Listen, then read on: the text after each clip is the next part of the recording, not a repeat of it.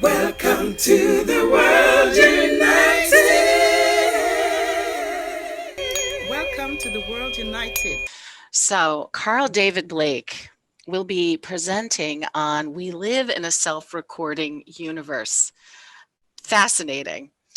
He is an author, screenwriter, producer, and Guinness World Record holder, which his bio explains why, which I'm fascinated about, and film director. So here we go.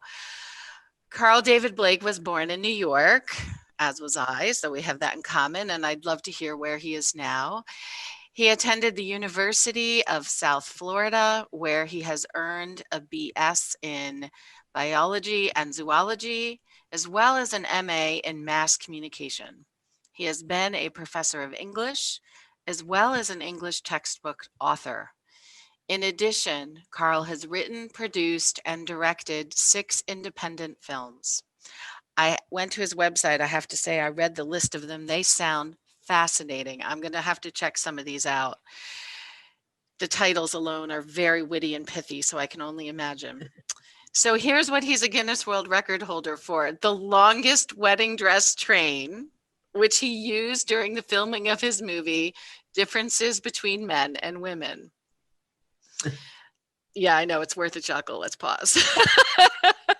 It's very cool. For several decades, Carl has been a student of combining science with spirituality, and he sought the assistance of his dear friends Amit Goswami and Gary Stewart to write their groundbreaking book, Quantum Activation: Transforming Obstacles into Opportunities.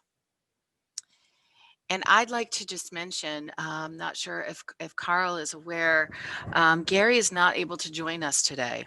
And we were hoping to kind of have them dovetail back and forth. So Carl, the floor is yours, and feel free, since, to cover some of what you thought Gary was going to share, and expand your time so that in Gary's absence, everyone on this track can benefit from a little more of the wisdom of all of our speakers. So I welcome you and hand the floor off to you.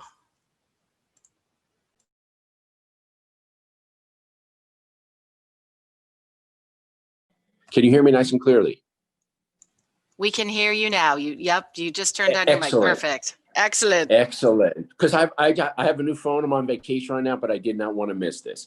So first, I want to cover how the book Quantum Activation, how I got Amit and Gary on it.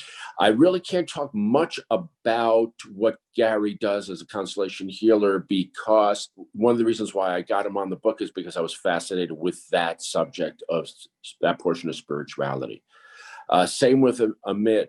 Amit, I know some of the things he does. He goes into 2-3 hours of his research, and that would be really hard for me to do that. But I will try to mention that as I merge some of their information into my speech.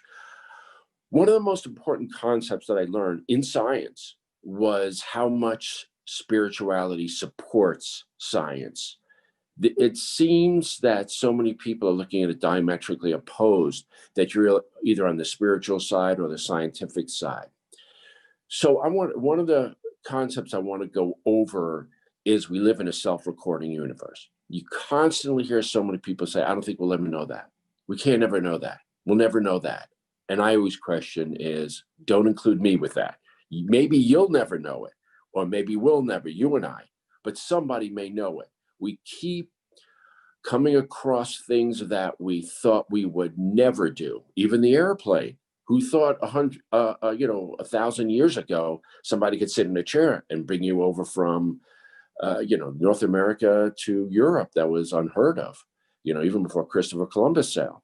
So we constantly find new ways of doing things. So we live in a self-recording universe, and I'm going to explain that. And this is a really important concept you got to get in the spiritual world too. You could look at a star. We can tell you how big the star is. We could tell you how much hydrogen, how much it converted to helium. We can tell you the type of star. We can not only tell you how far away it is from us, we could tell you how far away it is from other stars. We could tell you how much it weighs, how many atoms in it, Literally, we count the atoms. We can tell you how hot it is. We can tell you how the gravitational field. We can tell you gravitational field around planets, and it might not even exist. That's mind-boggling. It might have already burnt out a million years ago. So how do we get that information? Because the universe records itself. We're all riding on waves. And this is both spiritual and scientific. We're riding on waves. We're just a bunch of waves. We are empty space. We could take all the atoms on planet Earth, squish them all together, the protons, neutrons, and electrons together, squish them right together. You can't do it. They have too much force. But if you did in maybe a black hole or something, you could take the entire planet Earth and put it in a lunchbox. So we're basically empty space. So in order to understand where we're going, we have to understand what we are. We are energy. We're just pure energy, no different from a table or a chair or anything like that. And when I say records itself, you don't see the person. Like, you're not seeing me right now. You're seeing an image of me. You're not seeing me. Even when you're in the same room as somebody, you're not actually seeing them. You can't see them. There's photons that hit your outer electrons. It goes to a higher energy state. Then when it goes to a lower energy state, it emits electrons. Emits photons that go through your eye. Your eye processes it, brings it to the optic nerve, and then your brain processes that image. So you're not actually seeing anything. You're not actually hearing anything. You're not even hearing that. You're hearing a recording on a wave. Like when a little kid bounces a basketball down the street and it's delayed. That's because it's on the wave. So if we live in a self-recording universe, that means everything that has already passed by is recorded somewhere.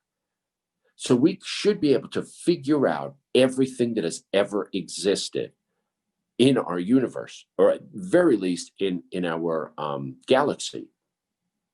So we're on this journey where you have these scientists on some side and yet this spiritualist on the other side. And what I'm also seeing is the complete disregard for either side.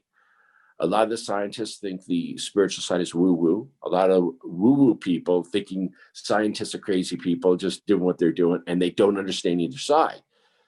So I would love to be able to bridge that gap. And in the book Quantum Activation, we do bridge that gap quite a bit. Most of the time, the reason why spirituality doesn't seem like it keeps up with science is because science keeps stealing everything from spirituality. For example, there used to be actually there still is, a Chinese methodology of healing where they take needles and they jab it in people's arms in very specific areas of the body. It's based on the chakras and other areas of the body that they have mapped out. And we call that acupuncture. Well, years ago, 50 years ago, that was considered crazy stuff. Now insurance covers it. So once science can monetize it, it seems to pick it up. Reiki is just on the verge of moving over from the spiritual to the scientific. It's not there yet. Massage is there only if it goes under a doctor, a chiropractor, or a physical therapist. You can't go to a massage therapist by yourself and write it off on your insurance company. If the insurance company says yes, go through with a physical therapist, then you can. So what's this tossing of the spiritual and the scientific? And that's one of the things that I got Gary on the book for, and I got Amit. They're both friends of mine. And I said, we have to merge this stuff because we understand the merging, but the rest of the people are going back and forth, and they think that science is a bunch of mad scientists, and they're not. They're just people. They tell jokes and everything else like the rest of us. And same with the ultra spiritual. I'm also seeing sometimes they go off so far to the spiritual side that they get things wrong on the scientific side, and that's where the scientists nail them and discredit everything because they don't get that right. So one of the things that I want to do and I want to bring to the world is we live in a spiritual world. The further you go into science, the more you go into spiritual. And you have to realize that. It's very, very important for you to get that that concept.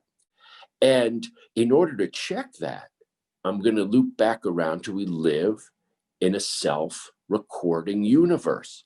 Look what we're doing now. You're recording me. The fact that you can record me, the fact that science is even existing, whatever created this world, wanted us to find out everything. It's recorded. It recorded it. So we can find out. Now we know. Now we need to find out. What we're going through in this world is the lack of understanding. This is a lack. This is a lack. And as several of my colleagues said, this is fear. This is a lack base. This is not knowledge base. So I want to see the world, move in that other direction. I want to see spiritual and scientists meet. I'm also doing a documentary next on the capacity of the human brain. I've got some of the top level scientists around the world, scientists. I've got the spiritual side. When I was doing some of my surveys and I wanted to see, what do you want to know? What do you want to know about the human brain? How to enhance it? How to keep it sharp? Can you enhance it as you get older? What do you do? So I was asking a lot of the scientists the same question. I said, besides eating blueberries and doing crossword puzzles, tell us something. Tell us something we don't know. So it's at the very beginning of the movie, but people want to know more so about the spirituality. What am I doing here on earth? What is my purpose? Why am I here? And if you look at, first of all, what are you? What are you? People don't even look at that. They look at themselves, okay, I am this person, I'm this age, I have this profession, I just put on these nice clothes and I'm going to work or I'm going to a coffee shop or whatever. But what are you? What is this thing you are? Do you have past lives? Do you have this? If you do, don't you think you should know about it? And if we do have past lives and the universe records itself, then that means you have access to your past life. It's a very mind-boggling concept. And I thought about that as I was in science. The further I got into science, the more I got into spirituality. I was against the woo-woo stuff. I was like, oh, yeah. Because remember, I was hardcore biology and zoology. But when you first learn science, the first thing they teach you is you have to have faith. You have to have faith that everything we're telling you is true. And the more you want to prove it, the more you have to study it and go into it. So there's a lot of woo-woo stuff. When you're talking about electrons that jump into their other orbitals, and we can measure this and we can see this, they don't go through the intervening space. They jump from one orbital to the other. They leave the universe somehow and reappear. And we just take it as, I guess that's the way it is. That's mind-boggling. That would be like going on one highway, and instead of taking a ramp, you just disappear into another ether and then reappear on the highway. But we're so used to it, we don't see any magnificence of this.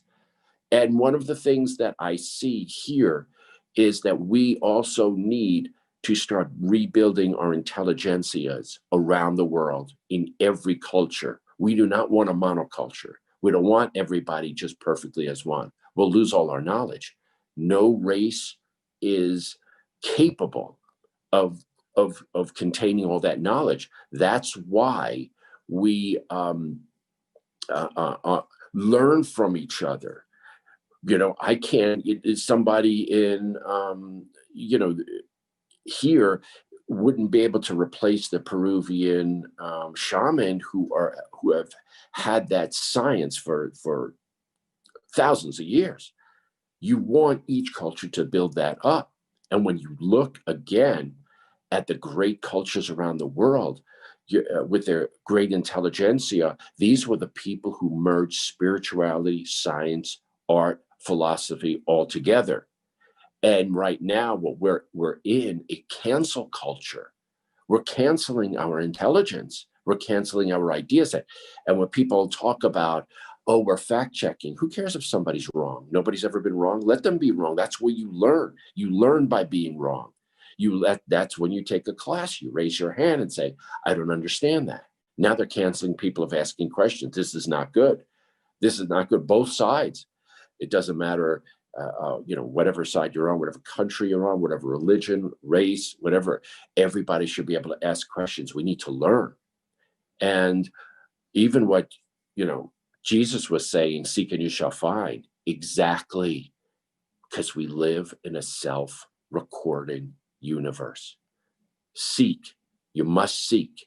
This is important. When I taught college, I taught English. I only taught what they needed to know. I taught only English composition and English composition. You wanna focus on the things that are important to you. Focus on those things. And one of the biggest things is, who are you? Who are you? What are you? Are we what they're telling us? Or are we just this ball of energy that our senses are just perceiving? And if so, do we exist before this? And what is this mind? Is this mind just us? Well, this mind is made up of empty space. So my mind is basically empty space in moving energy particles. The scientific definition of temperature is not the measurement of heat. It's the measurement of the movement of molecules, not the measurement of heat. We can measure heat that way, and we measure temperature by heat because that's what we're used to, but that's not the measurement. They're measuring the vibration of molecules. That is the definition of temperature. So as we're learning science, some of the things that I'm seeing a lot of the spiritual people do, a lot, is get the science wrong. And they're making stuff up. And that's where I wish that I could just tell me, okay, you have to start studying. Remember, Jesus says, seek and you shall find. If you mention something about science, make sure you learn it.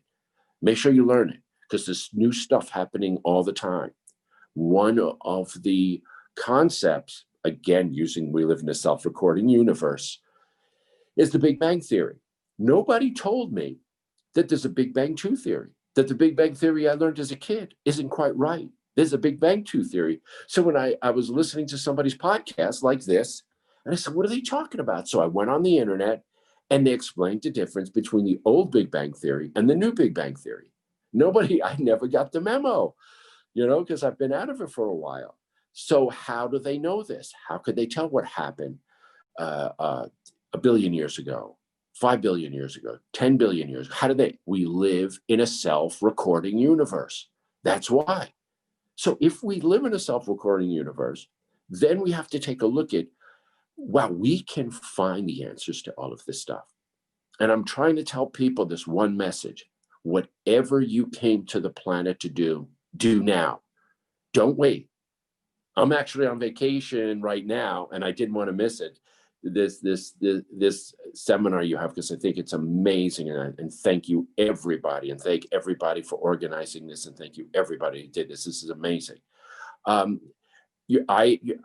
am looking to do other things in my life as well, because I'm not waiting. I tell everybody, die on the hill. Die on the hill. There's something after this. Stop pretending that there's not. There's something after this. There's no indication at all that we stop. There's no indication. People like, what's the indication that we keep going? I ask, what is the indication we stop? What is the indication we stop? Show me one bit of evidence that we stop existing. Can't come up with one. And then I could just show you one piece where people either have past lives, or there was several different famous cases where little children have told you about the past lives. Why? Because it records itself. If there's a past life, it's out there. So everything is out there. Seek and you shall find. Seek and you shall find. So if there's something I want everybody to know, whatever you came to the planet, do it now. Don't worry about dying on the hill. Die on the hill. Don't waste this life. I cannot tell you how important it is, but I can tell you that if you look at the energy it took to get you in this realm, on this planet, with this massive energy, within a solar system, within these galaxies, and not even the physicists know what's going on. They don't have a clue what's going on in the universe. Really, really, really. They're getting clues, but there's so much they don't know. They don't know the edge of the universe. They don't know what other things, but they can tell by the fact that it records. And then they're seeing it and they're updating what they see. Same on the spiritual side.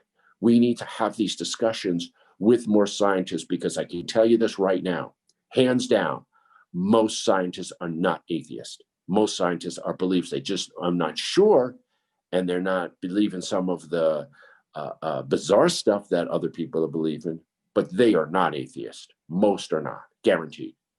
So while they might not go to your church, they are not. So again, we live in a self-recording universe. This life is important. Do not take it for granted. Do everything you can to do it now, because I don't know, I don't have the evidence yet, but I can tell you right now, this is extremely important. You're supposed to learn, and there are things you're supposed to do. You know what you're supposed to do. You do. If you allow yourself, you will know what you're supposed to do. Also, it might not be unique. Your job might be to help somebody else. I meet people who say, I have no purpose. I said, do you know anybody who has a purpose? And they say, yeah. I said, so help them. Now you got a purpose. It doesn't have to be your purpose. You know, there might be people whose purpose is to, there's a lot of people who want to be EMTs. They want to save lives. They need all of them. They need the whole system. These are amazing people. There are people doing amazing things every single day. And this is what you have to do. Find out what you want to do. And if you don't, help somebody else do what they want to do if it looks kind of cool. And if that doesn't resonate with you after a while, then go help somebody else. Your job might be to help other person after other person after another person. You are the support structure of the entire universe. And that's a lot of purpose. So I think people are asking the question, how do I be rich and famous? I just want to shop with Paris Hilton. I don't think that is the major purpose of life on the planet. I think you need to find this out. I was at an office several years ago, and I overheard one of the executives retire. And he said, I never thought that after I got all this money and I could retire, I got the marriage, got the family, everything, I have no purpose in my life. There's no reason for me to live. I was floored when I heard that. So he's trying to go to seminar after seminar. This is why you don't want to wait to the end to figure out, I got 3 days left. I need to find my purpose. Find it now. Find it now. And everything you were, everything you will be, it's out there somewhere. You just got to go find, you got to do the work. You might have to take that trip. You might have to talk to that person, take that seminar, pick up that book, listen to that podcast. Our information, look at the information at our fingertips right now. We never thought this was possible. I know that anybody under about 35 years old, you have no idea how hard it was to do research at the library. You didn't go online. You had to go through this card catalog system, this big, long cat. It took you hours and hours and hours and hours and hours just to do a simple research paper. I remember when I was in graduate school, I graduated in 98. At the beginning, the card catalog in 94. At the end, I was able to get online. I did probably, like 30 hours of work in about an hour and a half. So that's where we're at right now. And that's what you could do for your purpose. So every time you look somewhere, it's recorded. You go pick up a book, somebody recorded it. You go pick up podcasts, somebody recorded it, right? You go listen to a seminar that somebody had recorded. It's recorded. You look at a store, it's recorded. You look at the sun is recorded. If the sun went out, we wouldn't notice for like 7.5 minutes because it's recorded. That's amazing. So if we live in a self-recording universe, and let's just say Jesus was right, seek and you shall find. He didn't say sit back and you shall find. Or I used to say sit on your butt and you shall find. No, seek, do the work. You got to do the work. It's everywhere. It's in these seminars. It's in a book. YouTube is amazing, right? I needed to figure out what the new definition for Big Bang was. Go on YouTube. It's right there. YouTube has saved my butt many times. It has it's information that's questionable, but people have a right to be wrong. Also, you can see a trend that people just didn't know enough at that time. So as we move along on this lifetime, I can tell you, things that I know for sure. We live in a self-recording universe, whatever it is, whether it's God or Jesus, whatever you Buddha, whatever you want to believe it is, or all the above. It recorded for us. So that's what we need to do.